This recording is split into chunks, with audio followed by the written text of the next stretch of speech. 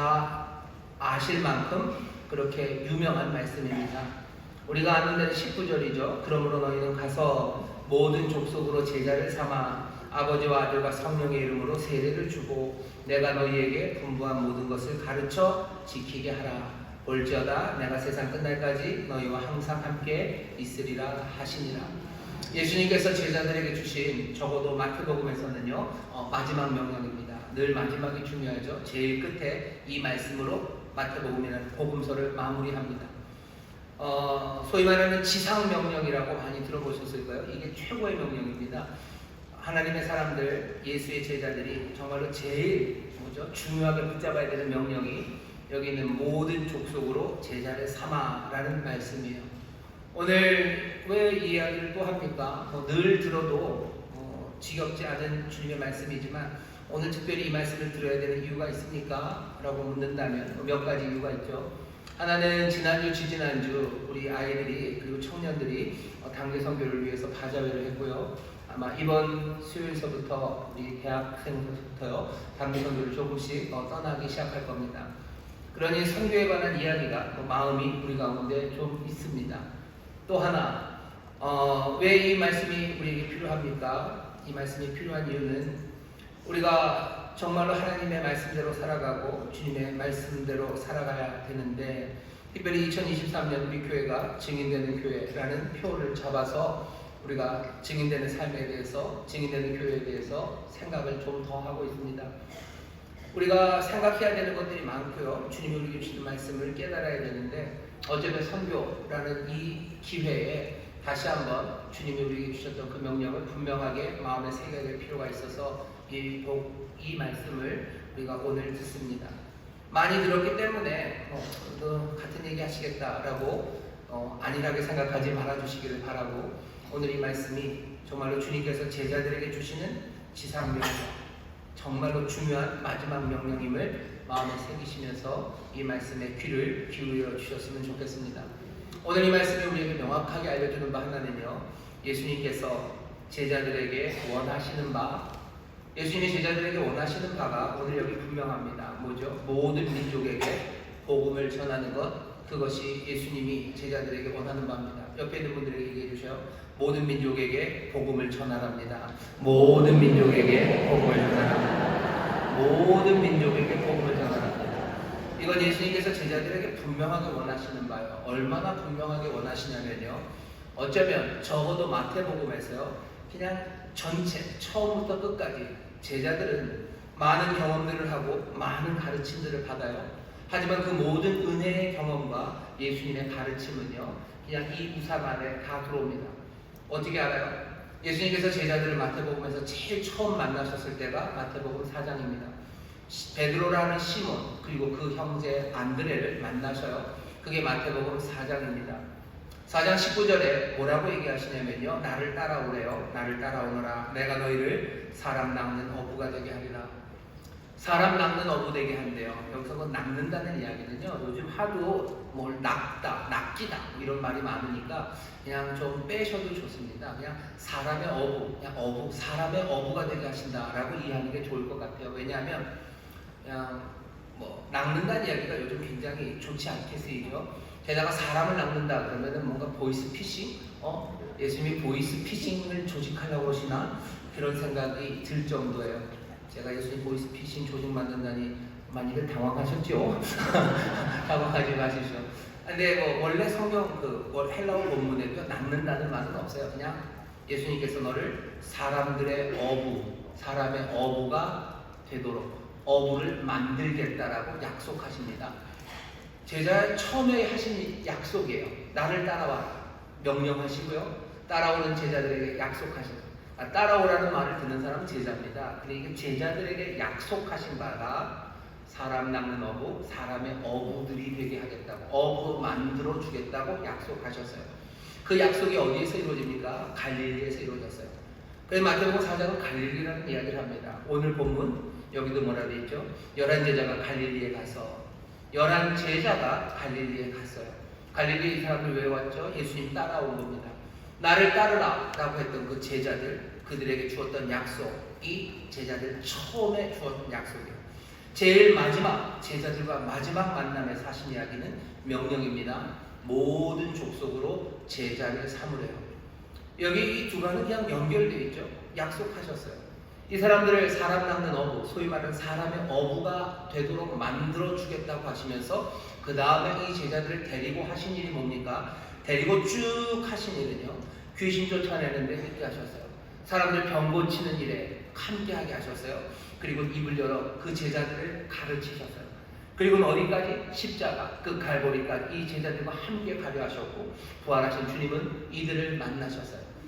이 사람들을 사람 낳는 어부, 사람의 어부가 되도록 만들겠다고 하시고, 마태복음의 모든 이야기들은 이 제자들과 함께 예수님이 그 과정 하나하나를 지나가게 하셨어요. 놀라우신 은혜, 그 은혜를 체험하게 하셨어요. 그리고 그 귀하신 사랑, 그 사랑이 뭔지 보게 하셨어요. 그 능력이 뭔지, 그리고 그 역사를 어떻게 이끌고 가실지 제자들에게 이 모든 것들을 쭉 보이시고 가르치셔서 약속하신 것처럼 사람의 어부를 만드셨어요. 그리고 이제 마지막에 뭐합니까? 이제 그 갈릴리에서 이 제자들에게 명령합니다. 이제 뭐예요? 가서 모든 족속으로 제자를 삼으랍니다. 사람의 어부의 일 이제 하라는 거예요. 이 준비는 다 마쳤으니 가라고 말씀합니다. 마태복음 안에 수많은 비유와 그리고 수많은 이적과 예수님의 가르침이 가득해요. 이 모든 것들이 어떻게 보면 마태복음을 그냥 그런 식으로 읽으면요, 이 제자들 사람의 어부들이 되게 하시려고 이 과정을 겪은 후에 그리고 이 사람들에게 모든 족속으로 제자를 삼으라는 명령을 주셨어요. 오늘 그렇게 이 말씀을, 오늘 우리에게 주신 이 말씀을 읽으면 우리는 확실하게 압니다. 예수의 제자라는 사람들, 그리스도의 사람들이라는 그 사람들에게 우리 주님이 원하시는 바는 분명합니다. 모든 족속, 모든 민족에게 복음을 전하는 것, 정말로 그들을 제자로 삼는 것, 그것이 주님의 뜻인 것을 여러분들 마음에 다시 한번 새기시고 그 명령을 우리에게 주시는 명령으로 받으시기를 주의 이름으로 축원합니다.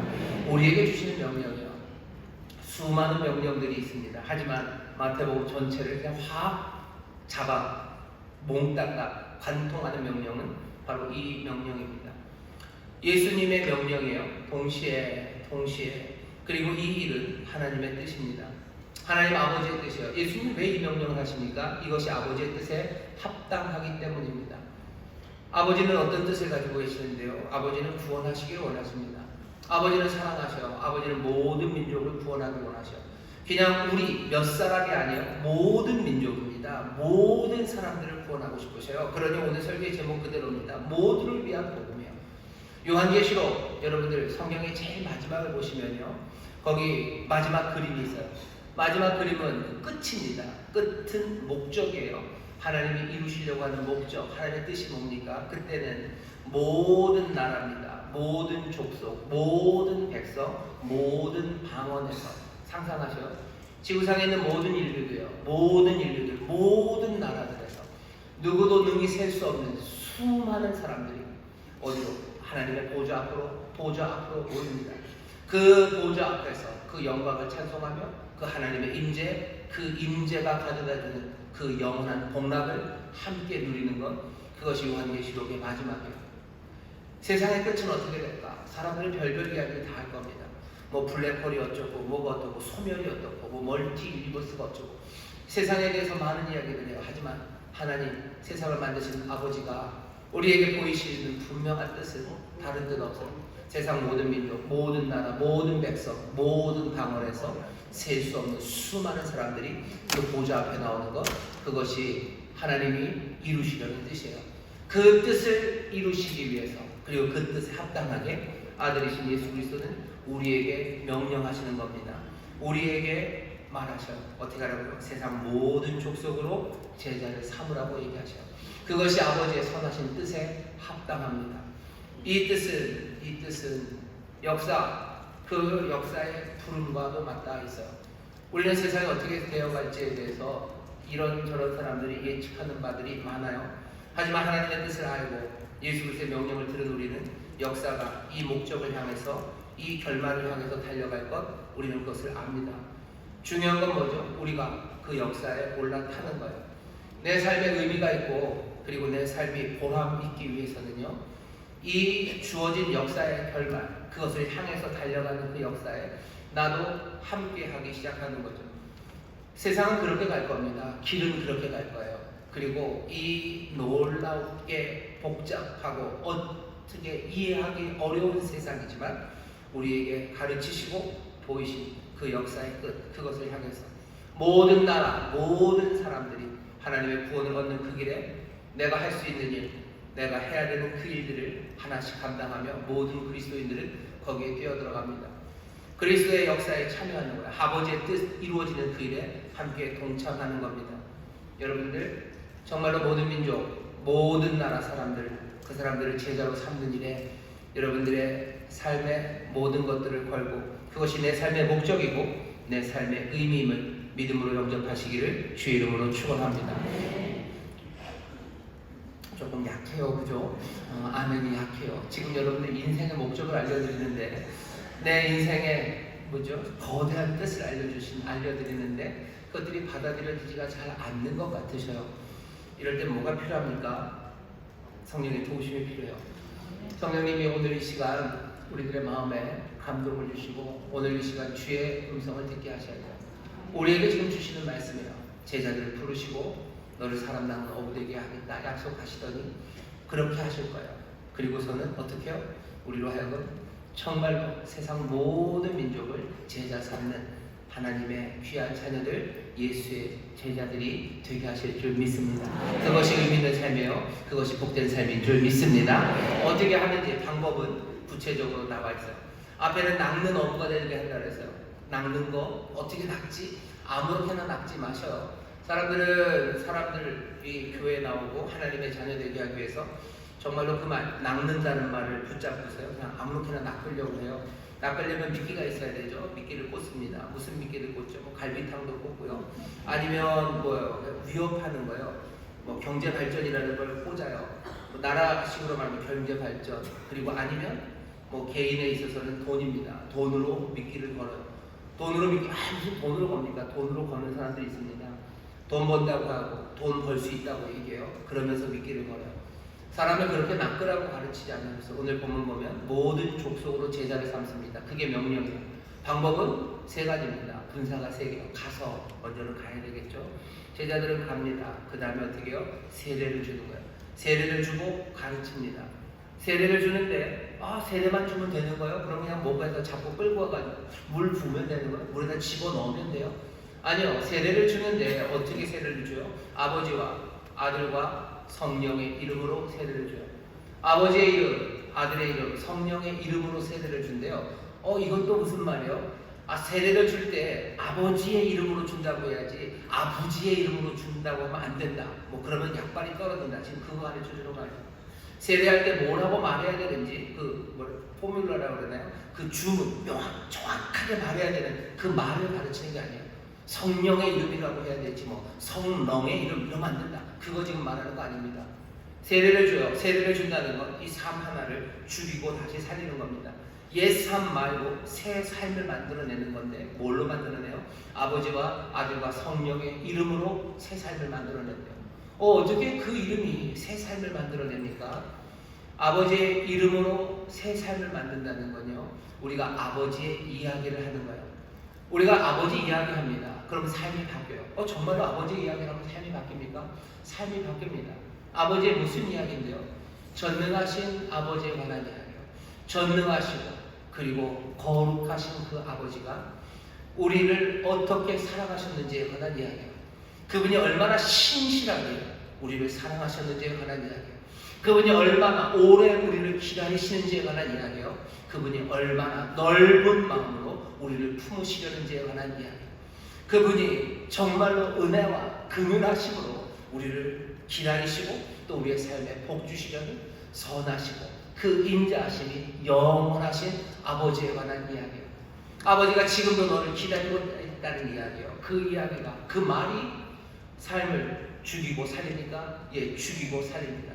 옛 삶은 사라지게 하고요, 새 삶이 시작되게 하죠.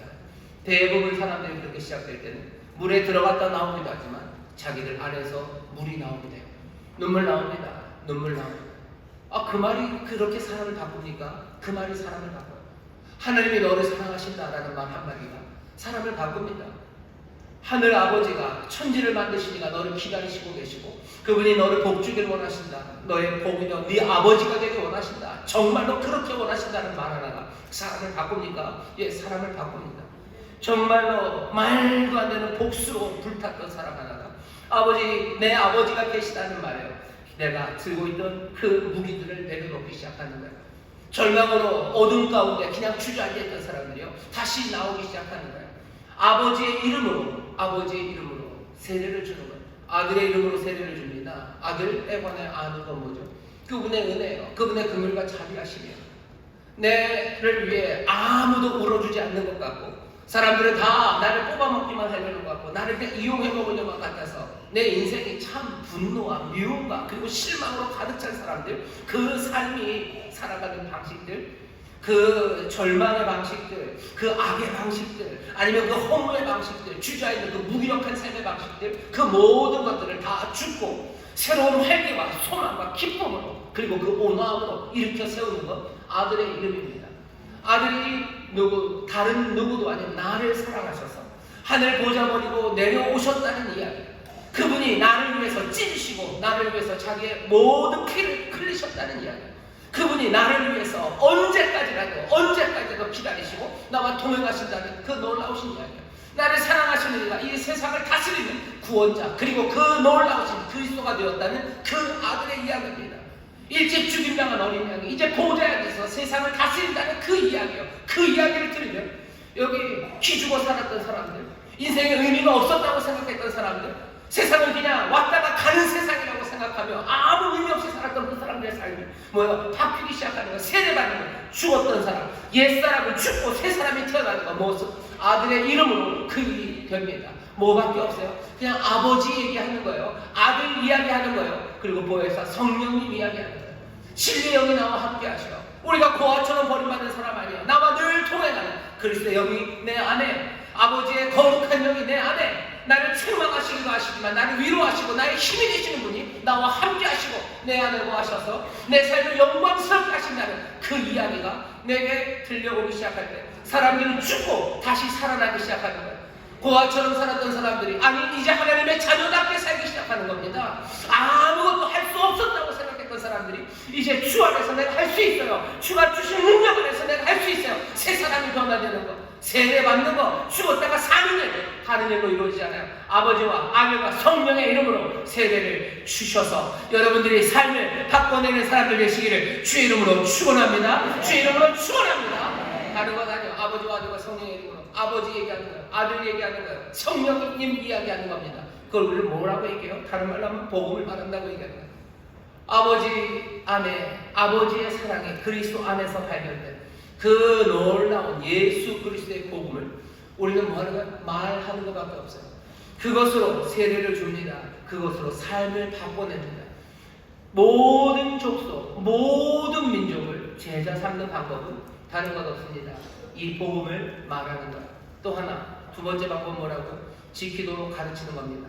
내가 네게 분부한 모든 것을 가르쳐 지키도록 해라.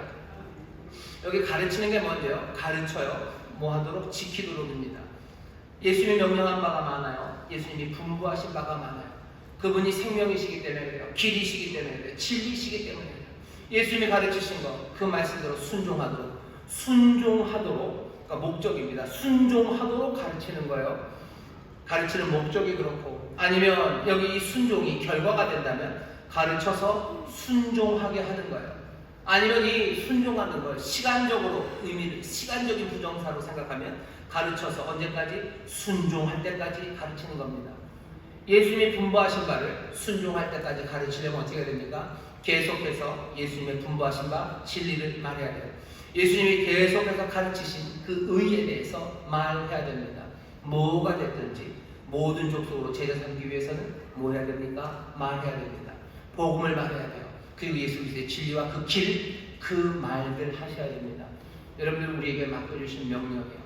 하나님 우리 아버지의 뜻, 역사의 완성, 내 삶의 의미가 충만해지고 내 주님, 우리가 그분의 제자인데 내 주께서 나에게 명하신 바, 이 모든 것들이 우리에게 요구하는 바는 복음을 말하고 예수님 그리스도의 길과 진리, 그것들을 끊임없이 세상 모든 민족에게 말하는 겁니다.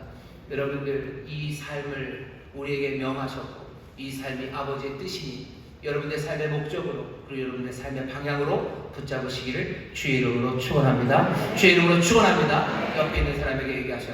우리는 복음을 말합니다. 우리는 복음을 말합니다. 복음을 말합니다. 복음을 말합니다. 또 얘기하셔. 진리를 말합니다. 진리를 말합니다. 진리를 말합니다. 진리를 말합니다. 진리를 말합니다. 아, 그러면 됩니까? 예, 그러면 됩니다. 우리에게 주신 명령은 거기까지.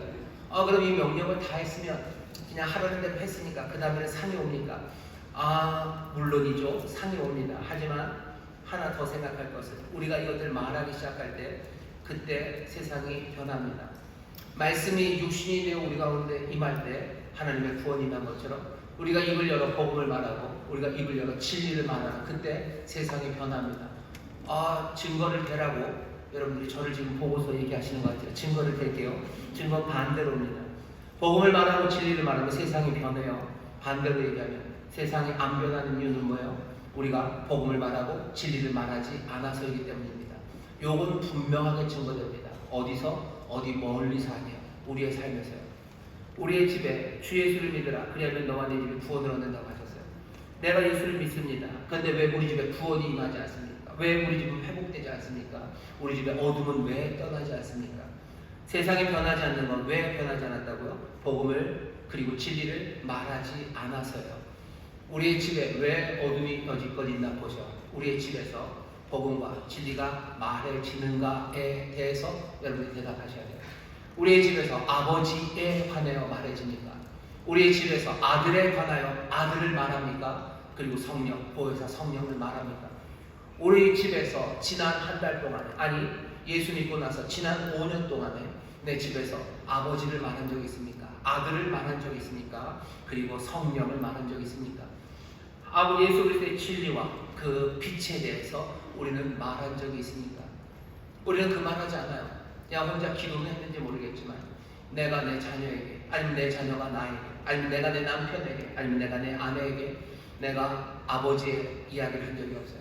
아버지의 은혜에 대해서 얘기하잖아요. 아버지의 신실함에 대해서, 아들이신 예수 그리스도가 우리를 얼마나 사랑하시는지에 대해서, 그분이 우리의 소망이고 우리의 기쁨이고 보혜사 성령님이 우리와 함께 동행하시고 우리를 책망하시고 우리의 힘이 되신다고 말한 적이 없어요. 니네 큰아버지가 돈이 많다는 얘기를 했는지 몰라요. 아니면 교회 가면 좋은 일이 있다는 얘기를 했는지 몰라요. 하지만 한 번도 아버지 그리고 아들 성령의 이름으로 세례를 준 적이 없어요. 아버지와 아들과 성령의 이름으로 삶을 바꿔내는 그 증거와 그 말이 우리 입에서 나온 적이 없어요. 예수 그리스도의 진리에 대해서 말하잖아요. 이건 가정만 그런 거 아닙니다. 교회도 마찬가지예요. 왜 교회야? 교회는 그리스도의 몸인데 그리스도의 영광과 그 능력이 왜 나타나지 않습니까? 왜 변하지 않습니까? 복음을 말하고 진리를 말하면 세상이 변하는데 세상이 변하지 않는 건 뭐예요? 그 복음과 진리가 말해지지 않기 때문이에요. 교회 안에서 하나님, 내 아버지의 은혜에 관한 이야기가 구역 안에서 이루어집니까? 구역 모이면 무슨 얘기를 하셔요? 서로 무슨 얘기하셔요? 아버지 얘기하셔요? 아들 얘기하셔요? 성령님 얘기하셔요? 예수 그리스도의 진리와 그리고 그 인도하심에 대해서 우리는 말합니까? 하나님의 말씀은 살았고 운동력이 있어요. 그 심령과 골수를 찔러 쪼개내요. 우리의 삶을 바꿔내시는데 하나님의 말씀이 말해진 적이 없는 거예요. 말해진 적이 없으니 찌르는 칼, 살리는 역사 그런 것 없는 겁니다. 대한민국의 교회가 얼마나 많습니까? 대한민국의 교회가 얼마나 많은데 예수 믿는 사람이 얼마나 많은데 왜 대한민국은 바뀌지 않습니까? 왜 바뀌지 않아요? 왜 이렇게 답답한 이야기들만 하고 왜 하모니 대신에 온갖 분열과 말도 안 되는 거짓에 마구 흘러갑니까? 교회가 그렇게 많아도 아버지에 관한 이야기 하잖아요. 아들, 성령, 그리고 예수 그리스도의 진리에 관한 이야기들, 그 이야기들은 없습니다. 그러니 세상은 변하지 않는 거예요. 오늘 우리에게 주시는 명령을 잘 들으셔요. 모든 족속에게입니다. 모든 민족에게. 여러분 생각해 본 적이 없으시다면 다시 한번 들으셔요. 그냥 우리가 아는 사람만이 아니라 아버지의 뜻입니다. 아버지는 어떤 뜻? 역사는 어떻게 될까요? 모든 나라, 모든 민족, 모든 백성, 모든 방언에서 셀 수 없는 수많은 사람들이 그 보좌 앞에 나올 거예요. 그렇게 될 거다라고 얘기하지 않으셔요. 주께서 우리에게 모든 족속으로 제자를 삼으라고 그 뜻을 누구에게? 우리에게 맡기셨어요. 모두를 위한 삶입니다. 그 이야기를 모든 그리스도인들에게, 제자들에게 다 주십니다. 여기 그리스도인들, 성령으로 살아가시는 분들, 그리스도의 제자가 되어 주를 따르는 주님의 사람들, 오늘 이 말씀을 여러분들에게 주시는 말씀으로 들으셔야 돼요. 내 인생은 어떻게 살 겁니까? 나는 모든 족속으로 제자를 삼을 거예요. 세상에 있는 모든 사람들, 나와 다른 민족, 나와 다른 나라 사람들, 그 사람들에게 뭐 할 거예요? 복음을 말할 겁니다. 나는 진리를 말할 겁니다. 나는 그렇게 부름받았고 그렇게 살아가는 사람입니다. 여러분들 이 명령을 주가 나에게 주신 명령으로 받으셔서 이 명령 따라 살아갈 때 세상이 바뀌고 정말로 하나님의 약속하신 바가 이루어지는 그 놀라운 역사를 누리고 체험하는 여러분들 되시기를 주의 이름으로 축원합니다. 주의 이름으로 축원합니다. 옆에 있는 분들에게 다시 한번 얘기하셔. 복음을 말할 겁니다. 진리를 말할 겁니다. 복음을 말할 겁니다. 진리를 말할 겁니다. 기대가 됩니다. 기대가 됩니다. 엄마랑 아들이 앉아서 하나님 아버지에 대해서 말하기 시작할 때, 예수 그리스도에 대해서 얘기하고 성령에 대해서 말하기 시작할 때, 그 가정에 어떤 말씀이 어떻게 찌르시고 그 안에서 정말 하나님의 영이 어떻게 움직이고 꿈틀꿈틀대기 시작할지, 그 힘과 권세가 도대체 어떻게 그 가정을, 그 아들, 그 어머니를 바꿀지 여러분들 꿈꾸기 시작하시고 기대하기 시작하셔. 멀지 않아요. 오늘입니다. 은혜 받을 때요. 구원의 날은 오늘이요. 오늘 가서 얘기하기 시작해보셔. 쉽지 않은 겁니다. 하지만 모든 권세를, 모든 힘을, 능력을 주셔서 말할 수 있습니다. 그렇게 만들겠다고 약속하시고 은혜를 체험하게 하셔서 부족합니까? 기도하시고 은혜 주시고 내 앞에 하나님의 역사를 보게 하시고 내 안에 하나님의 말씀 채우셔서 우리가 복음을 말하는 아버지 그리고 아들과 성령의 이름으로 세례를 주는 사람들, 예수 그리스도 분부하신 모든 것들을 가르치는 입술 되게 해달라고 여러분들 기도하실 때 하나님의 역사가 우리의 삶에서 나타날 줄 믿습니다. 이 일은 누구에게요? 모두를 위한 거예요. 외국 사람들 생각하시라는 거예요. 그냥 아주 분명하게 외국 사람들 생각하셔요. 우리만이 아니라 세상 모든 민족들 생각하셔요. 그게 예수님이 오늘 우리에게 주시는 말씀이에요. 여러분 눈을 더 크게 뜨셔요. 모든 민족이 다 하나님 앞에 나올 겁니다. 우리는 그 역사의 끝에 그 결말에 우리는 함께 달려가는 사람들이에요. 우리는 거기에서 가슴 벅찬 의미 있는 삶을 살아갑니다. 여기까지 들으니까 설교를 잘 들으신 분은 선교사로 가라는 얘기인가 보고 이제 조금 이따 손 들라고 그러겠군. 여러분들이 선교사로 가라고 얘기는 안 해요. 왜냐하면 제가 무슨 특별한 은사가 있는 건 아니지만 단언컨대 하나님께서 여러분들을 선교사로 안 부르셨으면 거의 확실합니다. 거의 확실합니다. 네, 확실합니다. 95% 정도는 제가 확신할 수 있습니다. 여러분들 선교사로 안 부르셨어요. 갑자기 실망하시는데요. 실망하시는데 여러분들 선교사로 나가실 분들이 있어요. 제가 아까 그랬죠. 95%라 그랬죠. 나가실 분들이 있습니다. 그런 분들 하나님이 부르실 거예요. 여러분들 소명과 사명을 조금 구별하셨으면 좋겠어요. 소명은 소위 말하는 영어로는 vocation, calling 그래요. call 부른다는 겁니다. 선교사의 소명을 주셔서요. 소명으로 부르신 분이 있어요. 불러내는 거죠. vocation과 복하에 불러내는 거예요. 불러내요. 선교사 소명을 주신 사람이 있어요. 하지만 사명은 미션입니다. 미션은 미션, 보내는 것과 상관이 있어요. 보내요. 우리를 이미 보내셨어요. 그리고 우리에게 사명 이미 주셨어요. 모든 민족에게 복음을 증거하는 건 뭐예요? 사명입니다. 이 사명은 누구에게? 모두에게 주셨어요. 하지만 이 일을 위해서 선교사로 불러내는 vocation, 그 불러내는 그 소명은 하나님께서 모든 사람들을 다 불러내진 않으셔요. 여러분들은 이미, 저도 마찬가지입니다. 저도 하나님이 저를 선교사로 불렀다고 절대로 생각 안 합니다. 여러분 안심하시나요? 아니면 악감이 그러면 담임 목사를 보낼 수 있었는데 그런 건가요? 아니요. 전 저기 담임 목사를 부르셨어요. 담임 목사를 부르셨어요. 하지만 이 사명, 모든 민족에게 복음을 전하는 이 사명은 저에게도 주셨으니 100% 확실합니다. 확실합니다. 여러분도 마찬가지예요. 여기 어느 누구 최 씨 집안에 아니면 김 씨 집안에 무슨 며느리로 부름받은 분이 계셔. 그건 여러분들의 소명이에요. 평생을 전업주부로, 왜 날 전업주부로? 하나님이 전업주부로 부르신 분이 계셔요. 전업주부로 나를 부르신 건 소명입니다. 하지만 그 전업주부에게도 똑같은 사명이 있어요. 모든 민족에게 복음을 전하는 것, 그것은 그 전업주부에게도 100% 사명입니다. 100% 사명입니다. 내게 오늘 이 말씀이 선교사로 갈 사람들은 이 말 아니요, 선교사로 갈 사람들은 하나님이 부르실 거예요. 오늘 이거는 제자들, 모든 제자, 모든 그리스도인들에게 주시는 말씀입니다. 여러분들 이게 남 이야기라고 그러지 마세요. 그래? 나를 소명의 자리로 나를 부르셨지만 나에게 이 사명을 주셨다고? 예, 맞습니다. 여러분들의 그 소명의 자리에서 이 사명을 이루시기를 주의 이름으로 축원합니다. 모든 민족에게 복음을 전하셔. 어떻게 합니까? 그럼 어떻게 합니까? 어떻게 하는지 몇 가지 방법을 알려드릴게요. 첫 번째, 여러분들 매일매일의 신앙이 조금은 달라져야 됩니다. 뭐냐면 이 사명을 다시 한번 기억하셔. 나랑 상관없었다고? 아니요. 이제는 여러분들 변명 못합니다. 나는 선교사 안 갈 거니까. 아니요. 선교사로 가는 건 소명이라면 모든 민족에게 복음을 증거하라는, 모든 족속으로 제자를 삼아라는 건 나에게 주신, 모든 그리스도인들에게 주신 사명이에요. 그리고 꿈입니다. 이건 절대로 놓치지 마셔요. 제자들에게 명하신 바, 약속하신 바, 그것이 무엇인지 생각하셔. 예수님께서 제자들을 처음 부르셨을 때 무슨 다른 이야기 하지 않으셨어요. 나를 따라라. 그러면 성경 잘 읽는 사람, 나를 따르면 훌륭한 사람 된다고 얘기하지 않으셨어요. 나를 따라라. 내가 너를 뭘로 만들어준다고요? 사람의 업으로 만들어주겠다고. 내가 너를 사람의 업으로 만들겠다고 약속하시고, 그리고서는 모든 족속으로 제자를 삼으라고 우리를 보내셨어요. 이 놀라운 하나님 아버지의 뜻, 이 뜻을 여러분들 기억하셔요. 이 주님의 명령을 기억하셔요. 그리고 정말로 내 삶의 자리, 내 소명의 자리에서 이 사명을 감당해야 된다는 거, 이거 오늘 다시 한번 확인하셔요. 거기서부터 시작입니다. 이 명령을 내 명령으로 받기 시작할 때 내 삶이 새로워집니다. 아니, 여기에서 정말로 주를 따르는 내 발걸음이 시작입니다.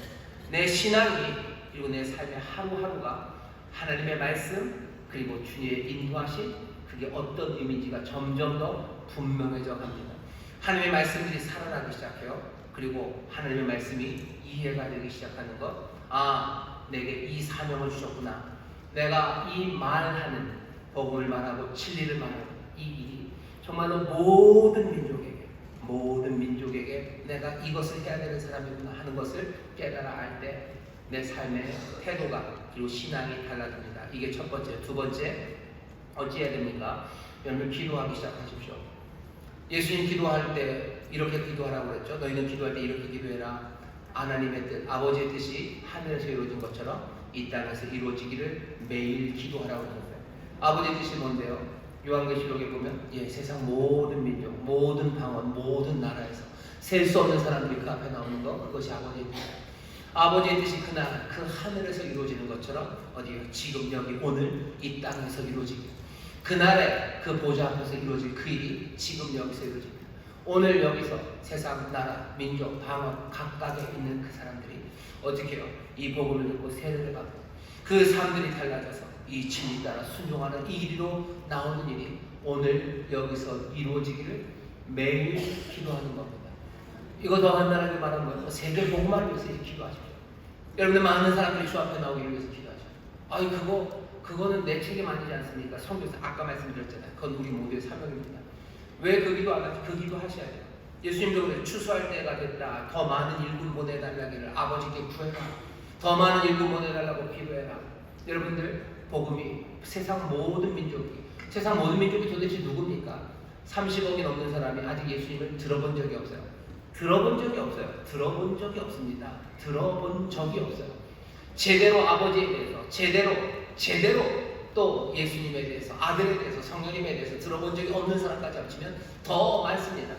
대한민국에 있는 모든 사람들이 하나님의 복음을 다 들었냐? 아니요. 아버지에 대해서 들어본 적 없어요. 아들에 대해서 들어본 적 없어요. 아버지와 아들이, 성령님이 도대체 무슨 일을 하시는지, 그분들의 이름에 대해서 제대로 들어본 적이 없는 사람이 대한민국에도 많고요. 세계 전체로 따지면 아예 못 들어본 사람은 30억이 넘습니다. 그 사람들을 위해서 기도해 주셔요. 그게 내가 해야 될 일입니까? 아까 말씀드렸잖아요. 너희라고 말한 이 너희는 분명히 우리가 있어요. 내가 선교사가 아니요. 내가 선교사의 소명은 없을지라도 내게 주신 사명입니다. 이 기도 멈추지 마셔. 여러분들의 기도를 돌아보셔요. 여러분들, 우리는 무슨 기도합니까? 매일매일 기도하는데 이 기도합니까? 바울이 기도를 부탁하면서 그래요. 에베소서 6장 19절입니다. 나로 입을 벌려 복음의 비밀을 담대히 알리게 해라. 나를 위해서 기도해 주라. 내가 입을 열어서 복음을 담대히 말하기를. 골로새서 4장에 보면요, 전도의 문이 열리기를. 문 열리기를 기도해요. 더 많은 사람에게 복음을 전하는 길이 열려지게 해달라고 기도하라고. 여러분 그 기도 잘 안 하시죠? 기도해야 되는 게 뭐 많이 기도합니까? 뭐 놀리려는 생각은 전혀 없습니다. 뭐 내 무좀이 낫기를, 내 무좀이 확실하게 낫기를 위해서 기도해요. 부끄럽게 기도 제목이 있어요. 무좀이 심해졌어요. 기도해 주셔요. 좋아요. 끝까지 간구하셔요. 해결될 때까지 간구하셔요.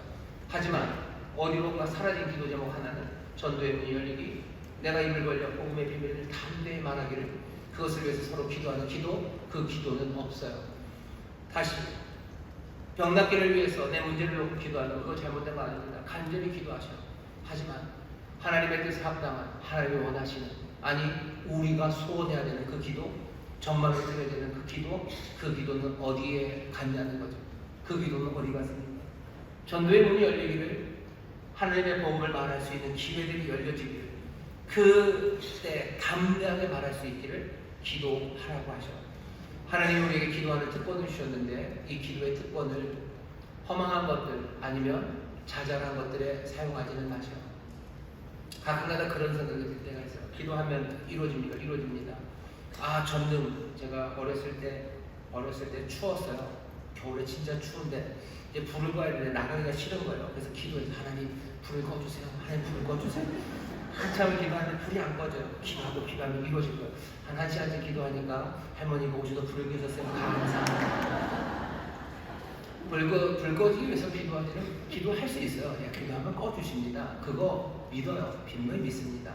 하지만 내가 그 시간에 해야 되는 기도, 다른 기도 하나는, 아니 잊지 말아야 되는 기도는 이 기도예요. 여러분 이 기도하셔. 복음의 문 열기를, 내게 전도의 문 열리기를, 그리고 또 정말로 저 이방 민족, 다른 나라 가서 선교사님들 계시는데 거기서 정말로 전도의 문이 열려서 예수 그리스도의 복음을 담대하게 말할 수 있기를 위해서 기도해 주셔요. 그게 우리의 기도가 달라져야 됩니다. 오늘 이 사명, 이 명령을 우리가 들었어요. 기도가 변하는 여러분 되시기를 주의 이름으로 축원합니다. 기도 변해야 되고요. 우리의 부를 사용하는 게 달라져야 돼요. 재물이 있는 곳에 네 마음이 있습니다. 돈을 사용하는 방식 달라요. 하나님 우리에게 부여함 주셨어요. 부여함을 가지고 어떻게 하면 더 세련되게, 어떻게 하면 더 멋지게, 더 사람들에게 자랑질만 할 수 있는, 그렇게 사용할까? 아니, 우리는 이제 더 이상 그렇게 사는 사람은 아닙니다. 정말로 우리에게 하나님의 뜻과 우리 주님의 명령, 내 인생의 목적, 그 역사의 완성, 그 모든 것들을 보이셨어요. 세상 모든 민족에게 복음이 증거되는 그 일에 내가 가진 것들 사용하면 됩니다. 여러분 여기 억만장자들 계셔요. 그럼 억만 원 내시고, 여러분들 조금 어렵고 힘들어서 알바로 살아가십니까? 그러면 또 그 알바하면서 나오는 일들이 있어요. 내게 부유한 사람만 부르신 건 아니야. 가난한 사람만 부르신 건 아니야. 모든 이들에게, 모든 제자들에게 정말로 모두를 위해서 살라고 우리를 부르셨습니다. 예수 그리스도 모두를 위해서 사셨어요. 우리도 그 삶 살아갈 겁니다. 어떻게? 내가 가진 것들을 이 복음 증거하는 일에 우리는 사용할 수 있어요. 다른 데 허튼 데 쓰면 안 됩니다. 허튼 일 할 필요 없어요. 복음을 말하는 일에 쓰면 돼요. 전도의 문을 열어서 복음을 말하고, 아버지 말하고, 아들 말하고, 성경 말하고, 진리를 말하는 그 일을 위해서 사용하면 돼요. 괜히 선교 헌금이라고 모아서 이리저리 여행 다니고 그럴 필요 없어요. 이것저것 건물 짓느라고 애쓸 필요 없어요. 복음을 말하는 그 일에 쓰면 됩니다. 하나님이 우리 가운데 데려온 사람들 많아요. 대구에서 이슬람 사원을 짓는다고 꽤 시끄러웠습니다. 그만큼 많이 여기 왔다는 거, 수십만의 학생들이, 근로자들이 해마다 대한민국으로 옵니다. 우리 가까이 불러오셨어요. 여러분 그 사람들에게 복음을 증거하기 위해서 몸부림치셔요. 한국말로 알아들으면 내가 그러니 기도하는 것, 전도의 문을 여시라고, 나로 담대히 입을 열어 뭐 하라고? 아버지의 이름으로, 아들의 이름으로, 성령의 이름으로. 아버지 얘기하셔야 돼요. 아들 얘기하셔야 돼요. 성령에 관해서 얘기해야 돼요. 괜히 그 사람들이 주변에 빙빙 돌면서 내가 뭐 착하게 미소를 지으면 언젠가 하나님이 이 마음에 감동을 주시겠지. 그러실 수도 있어요. 뭐랑 같아요? 제가 겨울에 이불 덮고 불 꺼지기를 기도하는 거나 똑같아요. 아니 그럴 필요 없어요. 일어나서 불 끄면 되는 것처럼 우리 입을 열어서 예수님 말하면 돼요. 아버지 말하면 됩니다. 아니 그 사람들이 나를 미워하면 어떡합니까? 싫어하면 어떡합니까? 이상한 사람이라고 말하면 어떡합니까? 그럴 수 있습니다. 그게 뭐요? 수치를 당하는 거예요. 그게 모욕을 당하는 거예요. 우리는 모욕당하지 않아요. 우리는 수치당하지 않아요. 뭐만 해요? 모욕당할까 수치당할까 두려워만 할 뿐이에요. 언제 우리가 모든 민족에게 아들과 아버지 성령을 말하다가 모욕당한 적 있으세요? 수치당한 적 있으세요? 침뱉음 당한 적 있으세요? 없어요. 모욕당할까 수치당할까 두려워했던 적은 많아요. 하지만 한 번도 그런 일 당하지 않았어요. 왜? 말한 적이 없기 때문에 그렇습니다. 말한 적이 없으니 우리는 그런 수치, 모욕 당한 적 없고 그런 거 당한 적 없으니 우리는 용서해 본 적 없고 그렇게 용서가 없었으니 하늘로부터 주님이 우리에게 주시는 기쁨을 맛본 적도 없어요. 말씀은 우리 가운데서 제대로 육신이 되지 않습니다. 왜? 말하지 않기 때문이에요. 우리의 삶의 자리에 수많은 사람들 데려오셨어요. 여러분들 그 기대를 꺾지 마세요. 하나님의 은혜입니다. 남동공단에 많이 와요. 대학가 식당에서 일하시는 분들, 우리 성도님 중에 택시 운전하시는 분들 많고요. 또 가게 하시는 분들 많아요. 외국 사람들 오면 여러분들 압니다. 전대문을 열어달라고 얘기하셔요. 예수님 얘기해야 되니까 언제 말합니까? 그러니까 문을 열어달라고 기도하셔요. 네, 전도의 문을 열어주시고 주여 전도의 문을 내 입을 여시고 저 영혼을 열어달라고 내가 기도하고 내가 말하지 않으니 하나님 말씀의 능력이 그리고 그 귀하신 은혜가 우리의 삶에서 한 번도 터져나오는 적이 없는 겁니다. 세상이 바뀌고 내 삶이 바뀐 적이 없는 것은 하나님께서 허튼 약속을 주시고 하나님의 불성실에서가 아니야. 우리가 그 말씀대로 여지껏 아니 아직 살지 못했기 때문입니다. 여러분들 다시 한번 말씀하기 시작하셔요. 그때 끊임없이 말하기 시작할 때 정말로 영원 안에서 새 역사가 시작되고 우리가 말하기 시작할 때 우리의 자녀들의 삶이 바뀝니다. 우리가 하나님의 뜻 그리고 예수님의 명령 그것들에 대해서 아무것도 아닌 양 취급하는데 우리의 자녀들이 우리의 신앙을 존중하고 무겁게 여길 리가 없어요. 그냥 가볍죠. 예수 믿는다고 하는 부모님들이 불쌍할 뿐이죠. 그래서 우리 자녀들이 예수 믿는 부모님들 불쌍하게 생각합니다. 아유 아직도 저러고들 왜 별것도 아닌 것들을 별것이냐. 왜 하나님의 뜻 하나님 예수님의 명령이라고 하면서도 아무것도 진중하게 그 말씀에 열정과 의욕과 비전을 가지고 나가지 못하기 때문이에요. 우리가 간단하게 말하면요, 내 자녀들에게 아버지에 대해서, 아들에 대해서, 성령에 대해서 한 번도 제대로 말한 적이 없기 때문입니다. 그러니 우리 자녀들이 우리를 불쌍하게 생각하는 거예요. 아무것도 아닌 양 여기는 겁니다. 우리가 아버지에 대해서, 아들에 대해서, 성령에 대해서 말하고 끊임없이 말하고 주께서 하신 명령, 그 역사의 끝을 바라보며 정말로 열정과 의욕과 비전을 가지고 정말로 세상 모든 민족의 복음 전하기 위해서 몸부림치는 우리들, 그 말씀을 무겁게 여기는 우리들을 볼 때요, 우리의 자녀들은 우리를 다시 봅니다. 신앙에 대해서 그리고 삶에 대해서 정말로 하나님의 진리 앞에 우리가 하는 그 모든 이야기를 무겁게 듣기 시작합니다. 우리가 어찌 살아야 될지에 대해서 이 땅의 문제에 대해서 우리가 답들을 찾아요. 하지만 이미 주께서 우리에게 대답을 주셨고 우리에게 빛을 보이셨습니다. 우리 사랑하는 인천수목교회 성도 여러분들, 다른 교회는 모르겠어요. 다른 사람들은 모르겠습니다. 이분들도 다른 사람들도 이 말씀을 다시 들어야 되겠지만 오늘 우리에게 이 말씀을 주셔요. 다시 한번 영원히 나는 말할 사람, 끊임없이 복음과 진리를 말하고 모든 민족에게 복음, 이 복음을 증거하기 위해서 기도하고 애쓰고 함께 마음을 모으는 우리 모두가 될 때 하나님의 선하신 뜻이 우리 가운데 온전히 이루어질 줄 믿습니다. 기도하겠습니다. 여러분들 가슴에 손 얹어주셔요. 제가 축복하며 기도하겠습니다. 하나님, 우리 하나님의 우리 아버지의 귀하신 사랑이 이 세상의 모든 인류 모두를 향해 있습니다. 예수 그리스도 우리 놀라우신 주님은 정말로 모두를 위해 피 흘리시고 찢기시고 삶을 내어주셨습니다. 주여 이제는 우리에게 이 세상 모든 민족을 위하여 살라고 우리에게 명령을 하시니 주여 우리가 내어줄 수 있는 것 은과 금아니고 나사렛 예수 그리스도의 이름입니다. 우리도 사랑으로 우리도 자비함과 연민으로 세상을 위해서 뜨겁게 끊임없이 복음을 말하는 사람들, 예수 그리스도의 진리를 말하는 이들이 되게 하여 주시옵소서. 전도의 문을 여시고 우리에게 지혜를 주시고 우리 안에 은혜 가득 채우시사 주여 우리로 참되게 증거하는 증인들 되게 하여 주옵소서. 성령의 만하게 하심을 따라 만하게 하여 주옵시고 성령의 사랑의 은사 가득하여 이 일을 감당하게 하여 주옵시며 주여 성령 안에서 정말로 역사의 아름다운 완성을 꿈꾸는 아버지는 복된 사람들 되게 하여 주시옵소서. 그 귀하신 능력과 권세가 우리와 함께 하오니 말씀하신 대로 넘치도록 새 일을 우리로 보는 증인들 되게 하여 주옵소서. 감사드리며 예수님 이름으로 축복하며 기도하옵나이다. 아멘. 저에 계신 분들에게 기적이 일어납니다. 기적이 일어납니다. 아멘. 아멘. 우리 찬송합시다. 찬송가 268장 온 세상 위하여. 우리 1절만 힘차게 찬송하시고 준비한 일을 하나님 앞에 감사함으로 드리겠습니다.